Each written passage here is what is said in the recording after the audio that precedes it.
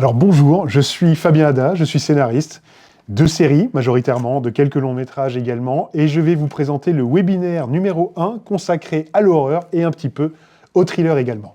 Je me présente, je suis donc Fabien Ada, je suis scénariste depuis maintenant 13 ans. J'ai eu la chance de commencer avec une série qui s'appelle Les Revenants, et qui était une série fantastique, une série de genre.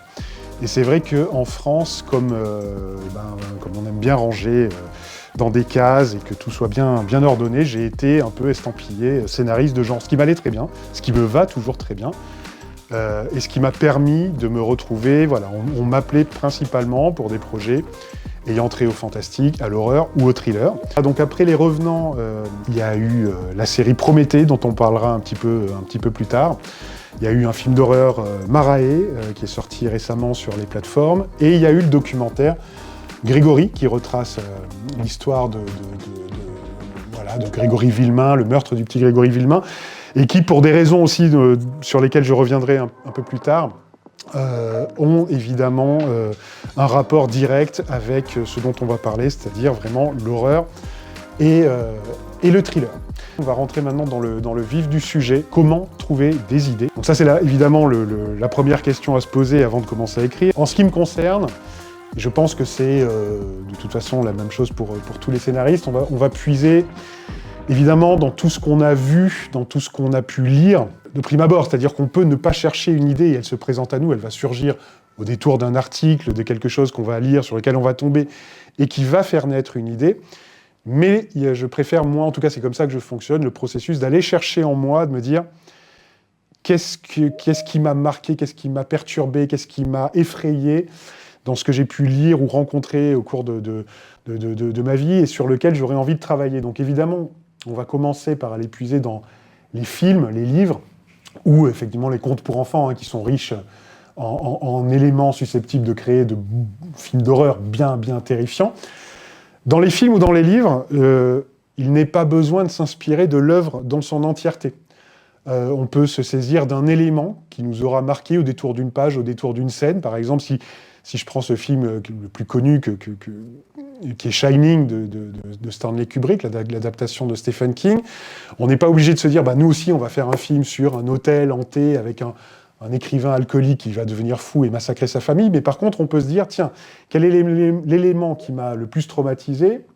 Ces jumelles qui apparaissent au détour d'un couloir, ces jumelles sont mortes, apparaissent un gamin, lui disent qu'elles veulent jouer avec lui, oh purée, c'est atroce, prenons ça, prenons le thème de la gémellité, du double maléfique, est-ce que l'un est vivant, l'autre est mort, pourquoi on voit les deux, etc. On peut commencer à délirer là-dessus et à construire une toute nouvelle histoire, donc sur un élément précis d'un film ou d'un livre. Mais en ce qui me concerne toujours, je vais parler beaucoup de moi dans cette session, je vais puiser plutôt dans le réel, mon inspiration, puisque je trouve, et on va y revenir là-dessus aussi très rapidement, je trouve que le réel offre malheureusement une horreur encore plus terrible que celle qu'on peut trouver dans la fiction. C'est comme si l'esprit du scénariste ou du romancier s'arrêtait là où le réel, lui, n'a pas de limite et peut offrir des histoires absolument terrifiantes. Donc les documentaires ou les faits divers me semble être un bon moyen d'aller chercher des idées auxquelles on n'aurait pas forcément pensé parce que la vie peut se montrer beaucoup plus dure, beaucoup plus violente que les films ou les livres ou les séries que l'on a vues, que l'on a lues. Donc ça, moi, je me sers beaucoup de ça. C'est pareil, un fait divers, ça peut générer en moi toute une histoire. Je vais essayer de comprendre pourquoi il s'est passé ça, qui a fait ça, quelles étaient les motivations du tueur, quel était le profil de la victime, et partir là-dessus pour pas forcément rester collé aux faits divers, pour m'en éloigner ensuite et créer ma propre histoire. En tout cas, dans tous les cas que je viens de citer, que ce soit des fictions ou des faits réels, je vais aller chercher quelque chose qui relève de la peur universelle. C'est-à-dire que je vais me dire, qu'est-ce qui, moi, me fait viscéralement peur ? Et si je réponds à cette question, globalement, je sais que ça va faire peur aussi à d'autres gens. Ce sont des peurs qu'on est plusieurs à éprouver. Moi, par exemple, pour vous dire quelles sont mes peurs, moi j'en ai deux. Il y a la violence gratuite, c'est-à-dire que La violence qui surgit sans aucune raison, qui va s'en prendre à quelqu'un qui n'a strictement rien fait, c'est quelque chose qui me terrifie. Même si une violence, si vous voulez, s'il y a une agression extrêmement violente suite à une altercation, ça n'excuse en rien la violence, ça n'excuse en rien ce qui va se passer, mais l'altercation va me permettre, moi, de rationaliser l'explosion de violence. Quand j'ai pas moyen de rationaliser ça, quand la violence s'abat gratuitement comme ça sur quelqu'un, ça génère, je trouve, une terreur que j'aime bien travailler, que j'aime aller chercher, parce que je pense qu'elle va marquer beaucoup de monde, la violence gratuite. Et l'autre peur que j'ai, c'est celle de l'intrusion. J'ai une peur panique de me lever la nuit et de rencontrer quelqu'un chez moi. Ça aussi, c'est partagé par énormément de monde. Donc ça, c'est deux thématiques que je vais souvent explorer dans mes idées de scénario.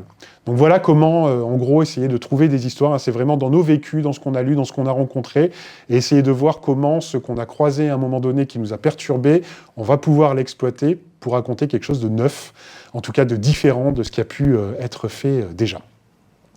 Alors une fois qu'on a notre histoire, le premier choix, il va y avoir une succession de choix à faire, et le premier est très très très important à mes yeux, c'est est-ce qu'on va ancrer notre histoire dans le réel ou dans le surnaturel. Le surnaturel va nous permettre d'avoir une imagination quasiment sans limite.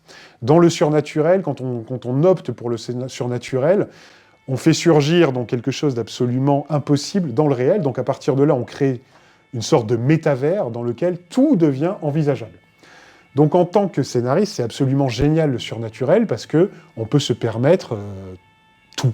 Il n'y a pas de limite, la seule limite c'est celle de l'imagination, mais on peut faire surgir des monstres les plus effrayants qui existent pour des raisons absolument improbables. Enfin, le surnaturel, c'est vraiment, ça offre un terrain de jeu vraiment quasi illimité aux scénaristes. Mais c'est du surnaturel. C'est-à-dire que le spectateur, face à un film surnaturel, va avoir peur. Je veux dire, si on prend l'exemple de Conjuring, par exemple, ça fait extrêmement peur, et c'est du surnaturel. Mais il y a quand même une espèce de barrière de sécurité pour moi. Le spectateur peut se dire, ok, c'est du surnaturel, c'est du fantastique, donc ça n'existe pas, donc ce que vivent les personnages à l'écran, ça me fait peur, mais ça me fait peur comme j'ai peur d'un train fantôme à la fête foraine. C'est-à-dire que dès que je sortirai de la projection, ce sera terminé. Ça n'existe pas, ce n'est pas le monde réel. Il ne peut pas m'arriver les mêmes mésaventures que celles qui sont arrivées aux personnages du film, puisqu'on est dans le surnaturel. Là où le réel brise cette barrière de sécurité. Le réel, c'est la vraie vie, et quand l'horreur, la violence s'invite dans le réel, ben là, le spectateur n'a plus cette distance comme ça de sécurité que lui offre le surnaturel. Il se prend ça à plein pot, et je trouve ça extrêmement... du coup, beaucoup plus efficace en termes de terreur, parce qu'on sort de là en se disant, potentiellement, il peut m'arriver les mêmes horreurs que ce qui est arrivé dans le film. Donc moi, je vais aller, en tout cas en ce qui me concerne, même si j'adore en tant que spectateur, j'adore le surnaturel, en tant qu'auteur, je vais aller plutôt chercher dans le réel, parce que je trouve qu'il y a un impact supplémentaire beaucoup plus efficace en termes de terreur.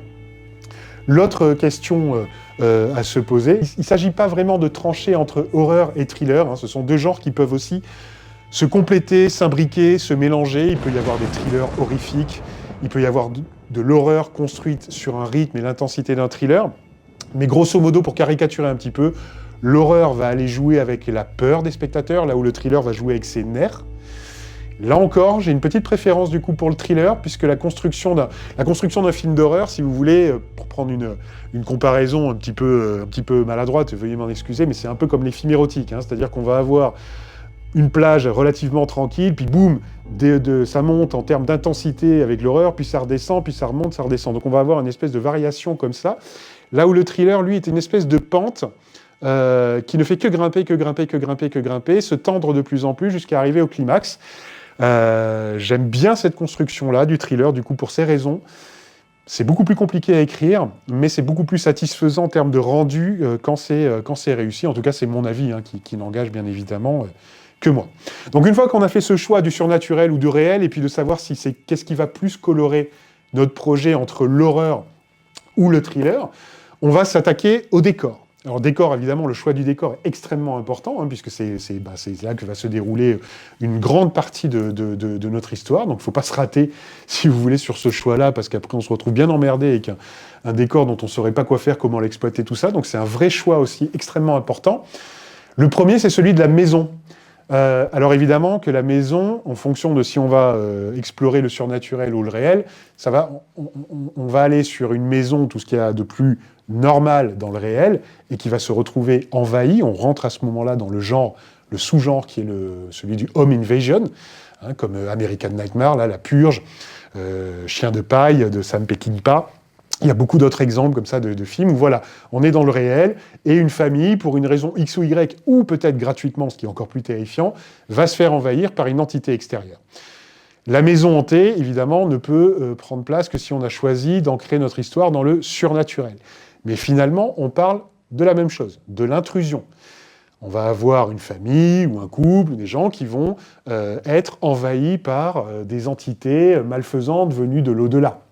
Donc on est encore dans ce système d'intrusion, thématique qu'on peut d'ailleurs en plus explorer de façon extrêmement intéressante, comme l'avait fait Alejandro Amenábar dans Les Autres, où là, il montrait que l'être vivant, dans un film surnaturel, pouvait être lui aussi, pouvait finalement envahir l'espace des revenants, et de par cette intrusion de l'être humain vivant, réel, de chair et d'os dans le monde des revenants, créer la colère de ces derniers. Donc la maison, de toute façon, quel que soit l'angle par lequel on la traite, surnaturel ou réel, a toujours trait à l'intrusion, parce que c'est vraiment le safe place par excellence. C'est l'endroit où, une fois qu'on a refermé la porte, souvent maintenant on a des portes blindées, épaisses comme ça, voilà, on est censé être en sécurité.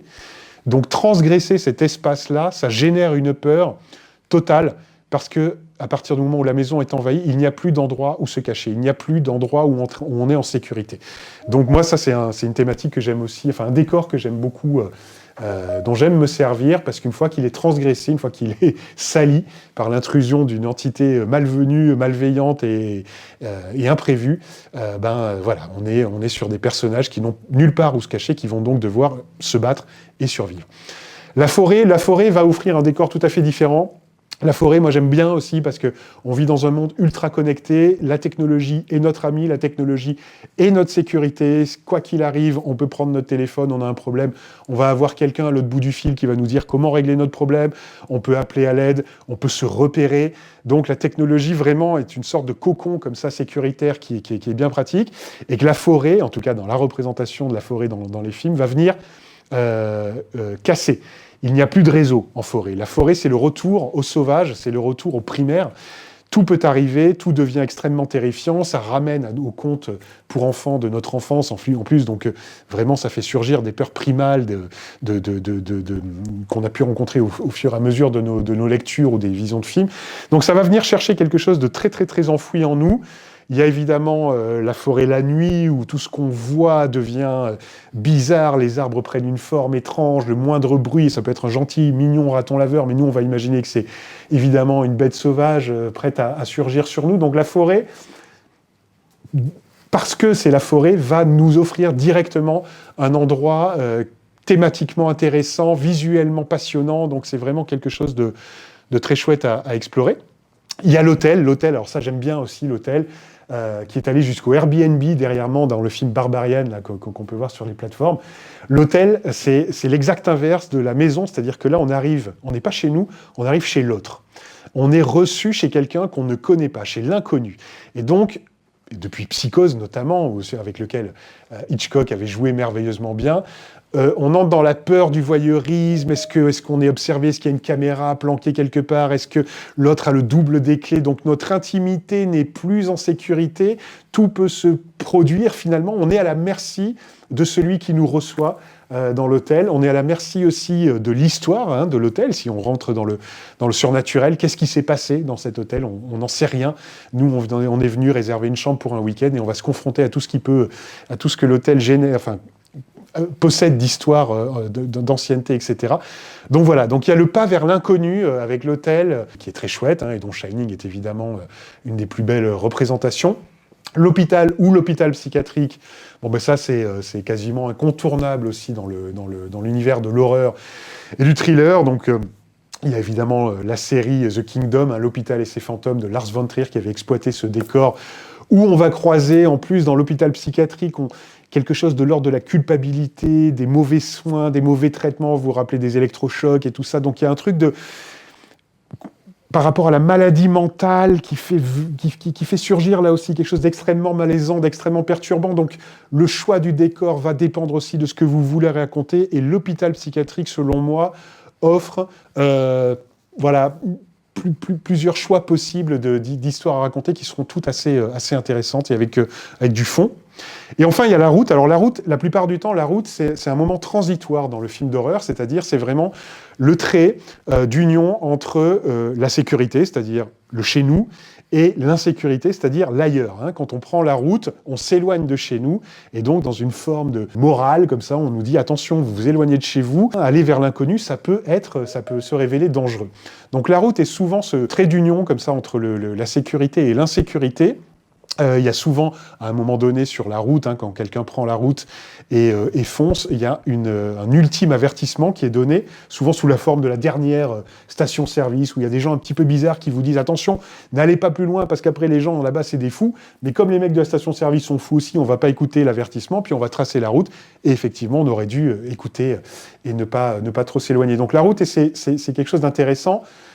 Et peut être un décor à part entière, comme dans le film Duel de Steven Spielberg, hein, avec ce combat entre une voiture et un camion, un poids lourd qui va traquer la voiture sans aucune raison, ou le formidable Hitcher, hein, si vous n'avez pas vu Hitcher, un film de 1985 avec un autostoppeur, où là, la route, tout se passe sur la route, et en plus, on arrive aussi dans la thématique de l'intrusion, puisque l'autostoppeur rentre dans la voiture de la famille, voilà, donc tout se mélange avec ce décor très intéressant. Donc une fois qu'on a notre décor, très important, bien évidemment, le choix du prédateur, du méchant, de l'ennemi, de l'antagoniste, de là aussi va dépendre évidemment la thématique de ce que vous allez raconter. Si vous optez pour le monstre, la créature, on peut explorer à travers la créature les dangers de la science. Je m'explique. Quand on monte Jurassic Park, hein, par exemple, avec ces dinosaures ou aliens, on est sur... on raconte quoi? On raconte que la science, entre les mains d'êtres humains qui sont allés trop loin, qui se sont pris un peu pour Dieu, qui se sont dit qu'ils allaient créer la vie ou explorer l'espace jusqu'à des confins où ils n'auraient pas dû aller, et ils vont générer une anomalie, ils vont ramener quelque chose contre nature, et qui va évidemment se retourner contre eux. Donc à travers le monstre ou la créature, finalement, on revient à la base, qui est celle de la création du golem de Frankenstein, quand l'homme se sert de la science pour créer quelque chose qui va le dépasser et se retourner contre lui. Donc ça, c'est une thématique assez, alors je dis souvent intéressant, tout est intéressant hein, dans le genre, vous l'avez compris, moi je suis passionné en tout cas par absolument tout ce qui a exploré dans l'horreur. Si la créature devient un requin extrêmement vorace comme dans Les Dents de la Mer, on explore le thème de la nature qui reprend ses droits, l'homme se croit au sommet de la chaîne alimentaire, on va lui rappeler qu'il ne l'est pas forcément en dégainant un prédateur plus fort que lui. Hein, donc là, c'est pareil, en plus, le monstre et la créature, ça va dépendre de votre choix de réel, de surnaturel. Vous allez chercher l'alien. Si vous avez envie de surnaturel, vous allez chercher un tigre tueur ou un requin tueur, si vous voulez rester dans le réel. Mon préféré des prédateurs, c'est évidemment le psychopathe. Tout ça pourquoi? Pour quelle raison? Parce que le psychopathe, il a notre visage. Donc on en revient encore à ce qui, moi, me terrifie le plus, et ce qui est ma thématique de la violence gratuite. Évidemment, le psychopathe, ça peut être votre voisin, celui qui vous dit bonjour tous les matins avec un grand sourire, vous pose des questions sur vos enfants, la famille, comment ça va la famille, et qui, en fait, vient de massacrer la sienne la nuit d'avant. Le psychopathe nous ressemble, le psychopathe est notre double, le psychopathe est insoupçonnable, hein, alors évidemment pas toujours, hein, il y en a certains qui, par des signes extérieurs, montrent bien que tous les fils ne sont pas forcément bien branchés à l'intérieur de sa tête, mais globalement, on peut se servir du psychopathe pour générer la peur de l'autre, juste parce qu'il est l'autre, et faire surgir l'effroi à partir du moment où le masque va être arraché et où on va découvrir le vrai visage de celui qu'on prenait peut-être pour un allié. Donc le Silence des agneaux, évidemment, avec ce psychopathe extrêmement élégant, raffiné, qui est Hannibal Lecter, Psychose, et ce bon vieux Norman Bates qui n'a pas réglé tous ces problèmes d'Oedipe avec sa mère, et puis il y a Seven, avec... inoubliable psychopathe incarné par Kevin Spacey. C'est vraiment la figure, moi, qui m'intéresse le plus. Et ensuite, on a le mort-vivant ou le fantôme. Alors ça, évidemment, ce sont des personnages qui ne vont surgir que dans le cadre du surnaturel. mais dont les thématiques auxquelles ils sont associés sont extrêmement fascinantes, passionnantes, puisqu'on va travailler tout ce qui est deuil, rejet, culpabilité. Le fantôme, c'est quand même intéressant, c'est-à-dire c'est tout ce qui n'a pas été réglé, ça fait partie... on peut explorer tout ce qui est secret de famille, les traumatismes issus du passé, tout ce qui n'a pas été travaillé, tout ce qui n'a pas été dit, tout ce qui n'a pas été identifié, qui revient et qui se rappelle à la mémoire des vivants jusqu'à ce que une colère, un traumatisme, un choc puisse être réglé et fasse disparaître le fantôme. Donc tout ça est passionnant. Et le mort-vivant, bien sûr. Alors le mort-vivant, il y a le côté, si on va sur Walking Dead, il y a le côté foule que je trouve totalement effrayant quand une foule entière s'approche de vous, prête à vous englober, en plus pour transgresser, enfin voilà, pour la transgression ultime qui est celle du cannibalisme.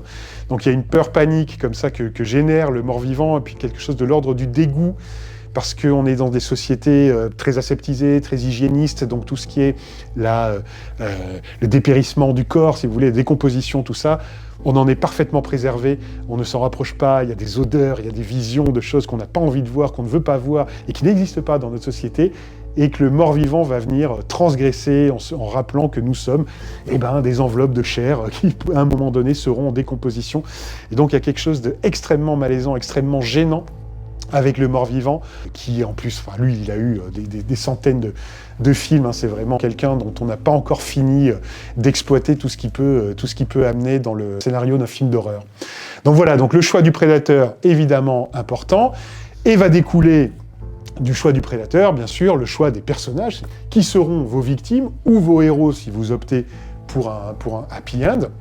Alors, dans le film d'horreur, la bande d'adolescents, évidemment, on en a croisé des centaines. Hein, la bande d'adolescents, les pauvres, ils mangent cher dans les films d'horreur, depuis Vendredi 13, Scream, depuis Carrie.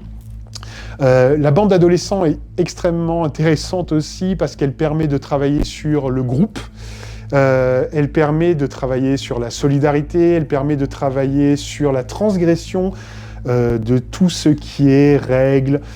Souvent, la bande d'adolescents est punie, hein, on est vraiment dans quelque chose de très moralisateur, est punie parce qu'elle a désobéi.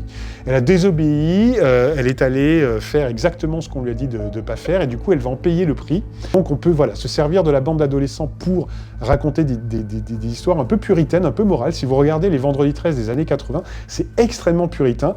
Tous ceux qui se font zigouiller sont ceux qui vont aller pratiquer une sexualité un peu débridée, ceux qui vont fumer des joints ou boire de l'alcool, ils y passent. Vous pouvez être sûr que ça, c'est la transgression qui font qu'ils vont y passer. Et ceux qui survivent sont ceux qui vont plutôt répondre, qui vont obéir aux règles, soit des adultes, soit de la société. Il y a quelque chose d'intéressant avec les adolescents aussi, c'est le stade adolescent, il y a les hormones qui travaillent, tout ça, ça peut être une thématique. Hein. Dans Carrie, il y a vraiment les règles. Hein. C'est une jeune adolescente confrontée pour la première fois à ces règles, qui va passer de l'adolescence, en tout cas de l'enfance plutôt, à l'âge adulte. Et c'est au travers du travail sur le sang et tout ça que Stephen King avait développé cette histoire. Donc voilà, avec les adolescents, il y a beaucoup de choses à dire. On a aussi, bien sûr, la famille, hein, comme victime idéale, la famille, mini-société, le petit cocon. La famille doit survivre à partir du moment où elle fait corps, où elle fait groupe, où elle fait union. Et donc là aussi c'est marrant parce que on va s'amuser à ajouter un petit truc dysfonctionnel dans la famille. Le père a peut-être une infidélité, la mère a peut-être une infidélité, et donc quand ils vont être confrontés à quelque chose de terrible qui va leur arriver, les failles dans la famille risquent de les mettre à mal, et il va falloir réparer tout ça pour faire front et pour pouvoir survivre et se défendre contre l'ennemi. C'est ce qu'on voit dans Parasite, hein, notamment, et dans nombre de films d'horreur qui prennent la famille pour personnage. On a l'enfant. Avec l'enfant, on travaille quelque chose de l'ordre de l'innocence, la fragilité, la douceur. L'enfant, c'est celui qu'on sacrifie tout le temps, c'est celui qu'on n'écoute pas, ou pire, qu'on ne croit pas.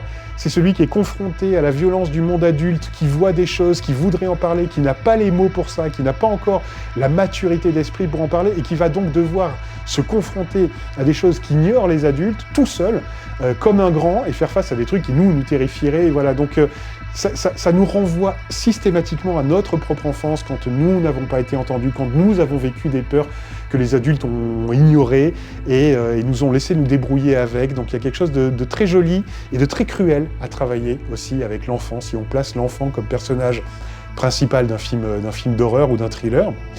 Le couple qui est un peu une sorte de variation de la famille. Le couple, on va devoir tester la puissance de ce couple. Est-ce que c'est un couple solide? Est-ce qu'ils tous les deux, ils se font confiance? Est-ce qu'ils sont honnêtes l'un envers l'autre? Eh ben, on va voir ça quand ils vont être confrontés à un psychopathe ou à une entité maléfique. On a vu ça dans Midsommar, magnifique film. Dans Eden Lake, d'une violence absolue, ou dans Liaison fatale, bien sûr, hein, où le mari fautif va payer très cher le prix de sa faute. Mais comme on est dans un conte moral, c'est en retrouvant le soutien de sa femme qu'il va pouvoir faire front contre la maîtresse psychopathe qui va s'en prendre à lui et lui faire cuire son petit lapin dans une marmite. Donc là encore, on est dans quelque chose d'assez moralisateur. Et bien sûr, il ne faut pas oublier dans vos écrits de faire surgir de temps en temps ce qu'on appelle les personnages bulles d'oxygène, le scientifique, le policier, la victime innocente, le visiteur inattendu, celui qui n'a rien à voir avec l'histoire, dont les enjeux sont plus ou moins déconnectés, qui peut se faire zigouiller assez vite finalement le pauvre, mais en tout cas le temps de sa présence à l'écran, il va nous faire un petit peu respirer, il va parler d'autre chose, il va amener une autre énergie, une autre dynamique, un autre tempo qui, l'espace d'un instant, va nous permettre de souffler et de sortir de la lourdeur, de la pesanteur de notre histoire principale. Et ce sont souvent des personnages dans lesquels le spectateur peut se projeter, puisqu'il est lui aussi ce tiers personnage qui n'a rien à voir avec l'histoire principale, et tant mieux pour lui. Mais voilà, donc ne pas oublier ces personnages bulles d'oxygène comme ça qui permettent de marquer des respirations à un moment donné du récit. Donc une fois qu'on a tous ces éléments réunis, on peut se concentrer sur les thématiques. Alors évidemment, on a pris la pyramide de Maslow sur les besoins de l'être humain, donc on est sur vraiment les niveaux 1 et 2 dans les films d'horreur qui sont les besoins physiologiques, la survie, le repos, l'habitat ou le besoin de sécurité.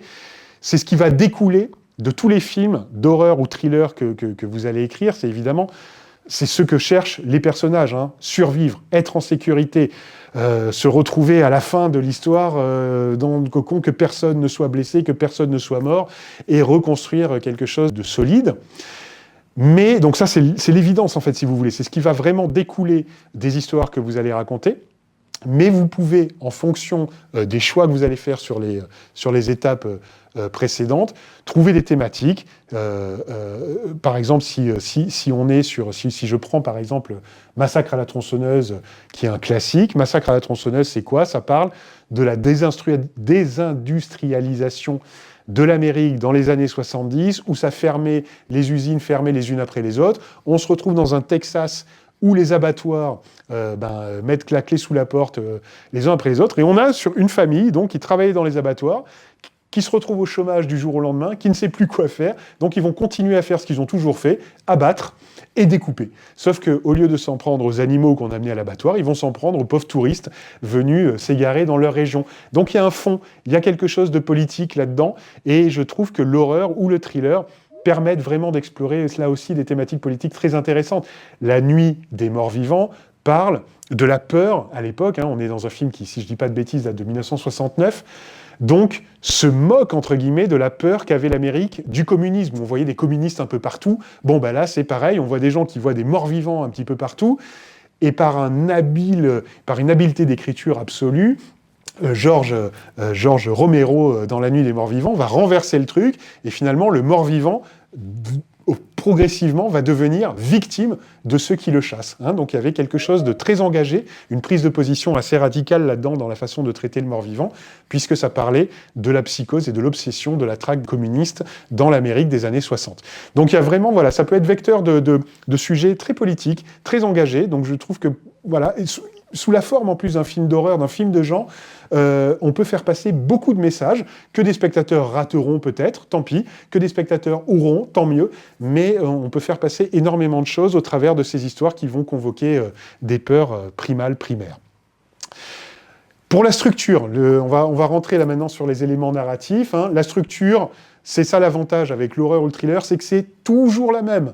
On commence par, dans le quotidien, qu'est-ce qui se passe? Oh mon Dieu, surgissement imprévu du mal et de la violence. On prend un élément parfaitement normal, où tout se passe bien, un petit cocon de sécurité, et paf, on le fait voler en éclats. On déboule sur quoi? Sur la nécessité de survivre. Les personnages ont à peine le temps de comprendre ce qui est en train de leur arriver, qu'ils vont devoir se focaliser sur un seul et unique objectif, leur propre survie et la survie de ceux qu'ils aiment. Donc voilà. Une fois qu'ils ont compris ce qui leur arrive, et qui sont en mode survie, ils vont pouvoir rendre les coups. On entre là, à ce moment-là, dans la troisième phase du film, qui est l'affrontement entre la proie et le prédateur, le bien et le mal. Et ce qui est le plus intéressant, selon moi, à explorer, c'est le moment où tout va se renverser.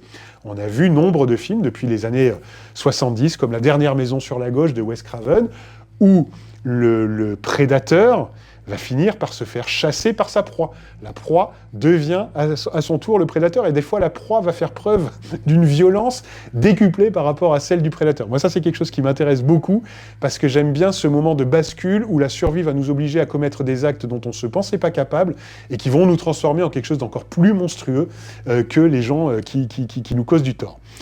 Ces trois éléments-là terminés, une fois qu'on a l'affrontement final, généralement, on s'offre un petit twist ultime. Alors ça peut être ce que je viens de vous dire, c'est-à-dire la transformation de la victime en monstre, hein, et donc on a une fin ouverte en se disant, purée, qu'est-ce qui va devenir lui maintenant qu'il est devenu cet être-là, doué d'une violence qu'il ne soupçonnait pas.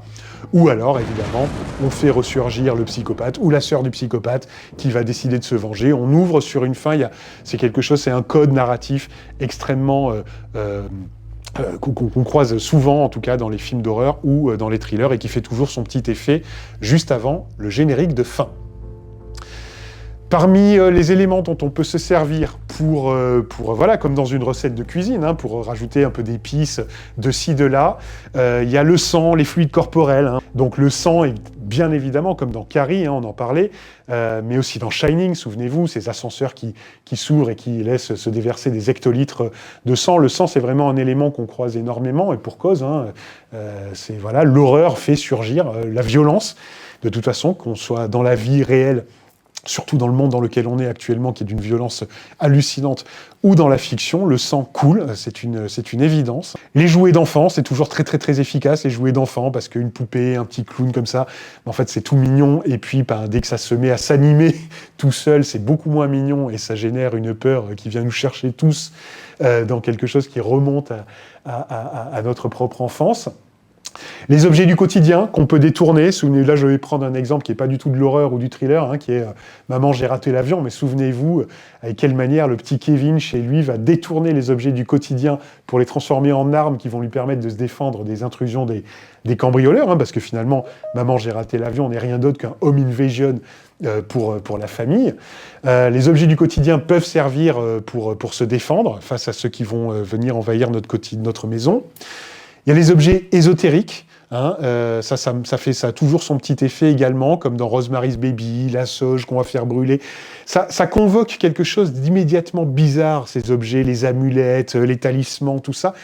Le démon Pazuzu, la statuette du démon Pazuzu dans l'Exorciste, c'est un point de départ. Voilà, à partir du moment où on voit ces statuettes un peu bizarres, on sait qu'il va pas falloir les toucher, et à partir du moment où quelqu'un les manipule, ces objets étranges, on sait que ça va mal se passer. Donc la simple vision de ces objets ésotériques peut provoquer un début de peur avec laquelle on peut jouer au fur et à mesure du scénario.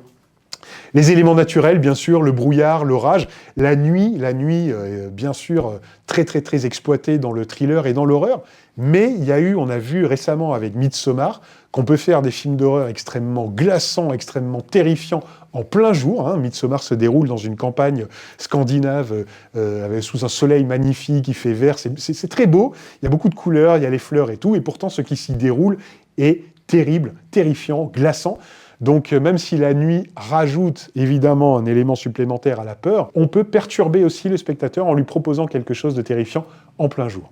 Et puis il y a tout ce qui est de l'ordre du corps humain, les cheveux, les dents, les os, les ongles, la mouche de David Cronenberg qui exploitait ça avec un talent incroyable et qui générait beaucoup de dégoût. Une fois qu'on a tous ces éléments, évidemment que votre scénario sera probablement entre les mains d'un réalisateur qui pourrait ne pas être vous, hein, donc il y aura bien sûr la vision d'un autre auteur qui viendra s'ajouter à la vôtre, mais dans l'écriture, vous pouvez quand même déjà faire surgir un point de vue de mise en scène, c'est-à-dire évidemment commencer à raconter votre scène, soit du point de vue de la victime, soit du point de vue de l'agresseur. Hein, et tout va changer, bien entendu. Le rythme, l'ambiance, le point de vue est extrêmement important. Si vous choisissez de raconter du point de vue du prédateur, ça veut dire quelque chose. Ça veut dire que vous placez le spectateur dans une position un petit peu malaisante, parce que si on regarde les choses à travers le point de vue d'un prédateur, on va inévitablement s'attacher, je mets des guillemets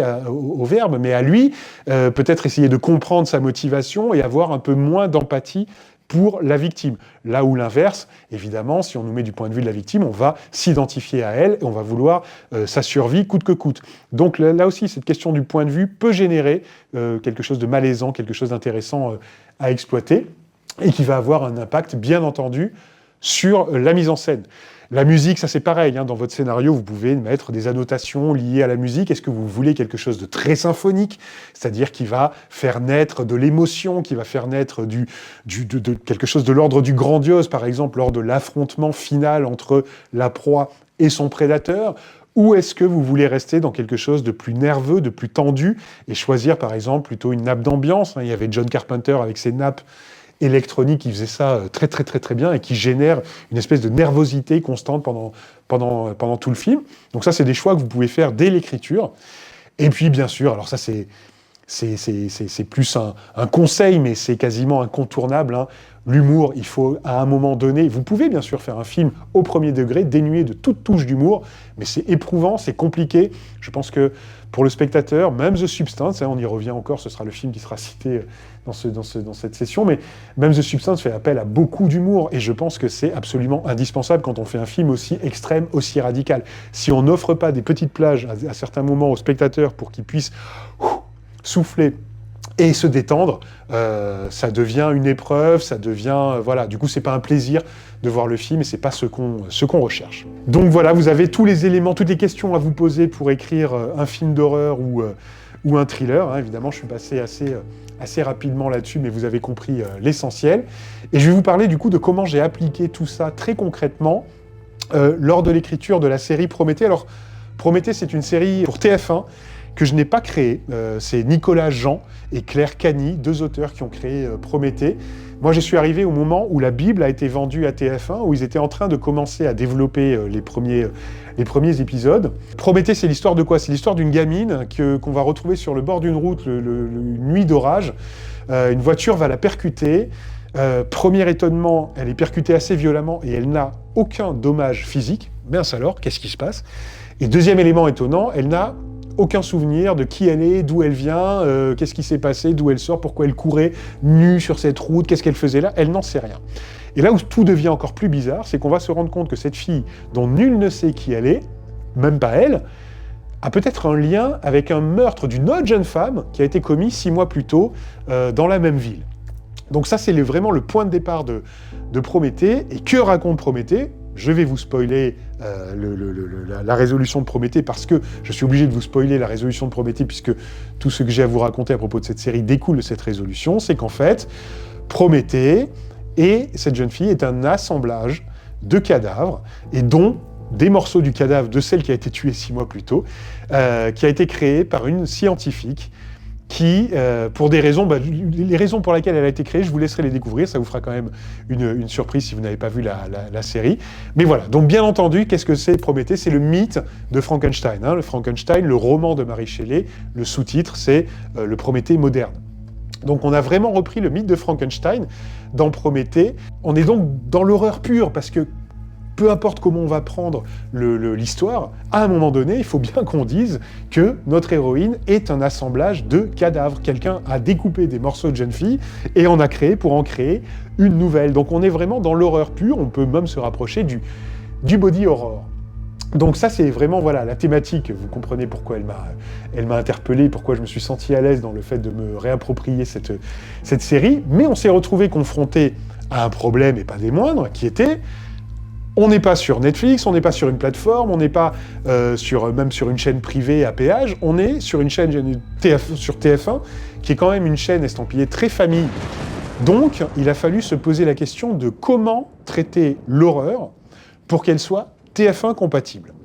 On peut du coup se dire, quand j'ai formulé cette problématique, que c'est compliqué pour un auteur, ça l'est, je ne vais pas vous le cacher, on était 4, hein, 4 scénaristes dessus, ça a été très compliqué, on s'est posé énormément de questions, mais c'est aussi extrêmement intéressant, et c'était un vrai challenge de se dire, on peut pas tomber dans le gore, on peut pas tomber dans tous les codes de l'horreur que l'on connaît, que l'on aime exploiter, et voilà, et donc on va traiter comment? Et ça a ouvert de nouvelles possibilités. Et il était notamment, il fallait que on minimise les scènes de nuit au maximum. Hein. Sur TF1, il ne faut pas que les scènes soient trop sombres. Il faut qu'elles soient au contraire assez lumineuses. Quand vous avez des scènes de nuit, c'est souvent dans des intérieurs qui sont très éclairés, tout ça. Donc c'est pas l'élément le plus propice à faire surgir la peur, la terreur et tout. Il a fallu s'accommoder de toutes ces contraintes. Et c'était extrêmement intéressant de se dire, voilà, comment on va faire. Donc on travaillait quelque chose d'un peu plus psychologique, et on a rabattu, si vous voulez, l'horreur de la création de Prométhée sur le réalisme d'une enquête policière. C'est-à-dire que, au lieu d'avoir ce qu'on aurait eu dans un film d'horreur classique qui reprendrait Frankenstein, des savants fous avec les cheveux dans tous les sens qui fouillent la nuit dans les cimetières et qui vont découper des morceaux de cadavres pour les assembler, on a une flic qui va se demander pourquoi différentes jeunes femmes du même âge, d'à peu près les mêmes proportions physiques, ont disparu. D'un coup, tiens, pourquoi leurs cercueils sont vides quand on les fait sortir? Donc on a basculé l'horreur sur le polar, sur une enquête polar, alors évidemment teintée d'éléments un petit peu dérangeants, un petit peu horrifiques, mais qui au moins correspondait un petit peu plus, si vous voulez, à l'ADN de TF1, puisque c'est une chaîne qui est quand même très très très polar. Ils adorent ça et ils le font très très bien. Et donc voilà, on s'est rabattu, si vous voulez, sur l'enquête et sur le personnage de la flic qui rationalisait quelque chose de complètement irrationnel. Donc on a pu retomber sur nos pattes comme ça. Alors évidemment, à un moment donné de son enquête, elle n'a plus eu d'autre choix que de se dire, vous le verrez si vous regardez la série, je ne comprends plus rien, évidemment. Parce que si elle tire l'enquête jusqu'au bout, elle rentre dans l'irrationnel et sa formation de flic l'en empêche. Donc à un moment donné, son cerveau disjoncte complètement par rapport aux faits sur lesquels elle est en train de travailler. Mais ça, c'est vraiment dans l'ultime partie de Prométhée. Jusqu'avant, on a une enquête policière classique à travers laquelle on va raconter une histoire complètement abracadabrante. Donc c'était extrêmement intéressant, surtout pour moi, qui n'avait pas tant cette formation polar que ça, qui était plutôt habitué au fantastique, au genre, et donc je fonçais un peu, j'arrivais avec mes gros sabots là-dessus en disant, là, il y aura plein de sang, et puis là ça va être super, et puis dans le cimetière ça va être dégueulasse. On me disait, non, pas du tout, tu peux pas faire ça. Donc ça obligeait à une autre forme de réflexion, un autre exercice que j'ai trouvé très formateur, voilà, très chouette, et puis qui peut ouvrir une autre manière de créer, de gérer, de traiter l'horreur et le fantastique. Vous pourrez, vous aussi, vous dire, tiens, je vais, par le biais d'un polar classique, peut-être, arriver un peu en soum-soum, déguisé comme ça, et montrer qu'une enquête qui, au fur et à mesure de sa progression, va partir sur quelque chose qui va dépasser les enquêteurs pour déboucher sur de l'irrationnel. Ça peut donner des scripts extrêmement intéressants, extrêmement surprenants. Effectivement, oui, les personnages auxquels on peut s'identifier, c'est voilà, plus le personnage se rapproche de vous en tant qu'auteur, plus du coup il ressemblera au spectateur, plus le spectateur s'identifiera et plus votre film fonctionnera. On n'a pas du tout envie de voir des personnages auxquels on s'est identifié souffrir. Donc on aura encore plus peur, encore plus mal pour eux quand sera venu pour eux le temps de morfler un peu. Une arène proche de nous, ça ne veut pas dire forcément géographiquement parlant, ça veut dire quelque chose auquel on est habitué, quelque chose qui nous est commun, quoi. Les codes à respecter pour que ça fonctionne, bien sûr. Moi, je crois que c'est aujourd'hui plus que jamais. Enfin, je veux dire, chaque cycle de violence dans notre monde va booster l'imagination d'un auteur pour imaginer encore plus d'horreur, ou pour les dénoncer, si vous voulez. Le monde est tellement violent autour de nous qu'on a envie d'en parler d'une manière ou d'une autre. On peut avoir peur de toute façon dans un thriller où il n'y aura pas une goutte de sang. Donc l'horreur, pour moi, en tout cas dans ma définition, parce qu'encore une fois, j'ai pas le savoir absolu, mais dans ma définition, dans mon approche de l'horreur amène le dégoût à un moment donné. C'est-à-dire que l'horreur va nous permettre d'aller quelque part plus loin dans la violence, ou au lieu de la suggérer, ou si on va suggérer la violence dans le thriller, en la montrant, on va basculer dans l'horreur. Et en la montrant, forcément, on génère du dégoût qu'il n'y aura pas dans le thriller, qui peut du coup faire très peur. Donc effectivement, l'horreur n'est pas liée forcément à la peur. Il y a même des films d'horreur qui ne font pas peur. Il y a le film d'horreur, un des films les plus gore de l'histoire du cinéma, qui s'appelle Brain Dead, de Peter Jackson, où on est dans du gore, mais alors décomplexé, voilà, et on se marre. Il n'y a pas un moment où on a peur, mais on est dans le dégoût constant, mais un dégoût ponctué d'éclats de rire, parce que c'est too much, parce que c'est du grand guignol, mais ça ne génère pas un seul instant de terreur ou de peur. Voilà, le webinaire est terminé. Merci beaucoup d'y avoir assisté. J'espère qu'il vous aura été utile. J'espère que vous aurez appris des choses. Maintenant, il ne vous reste plus qu'à vous faire plaisir et inventer vos propres histoires d'horreur et ou de thriller.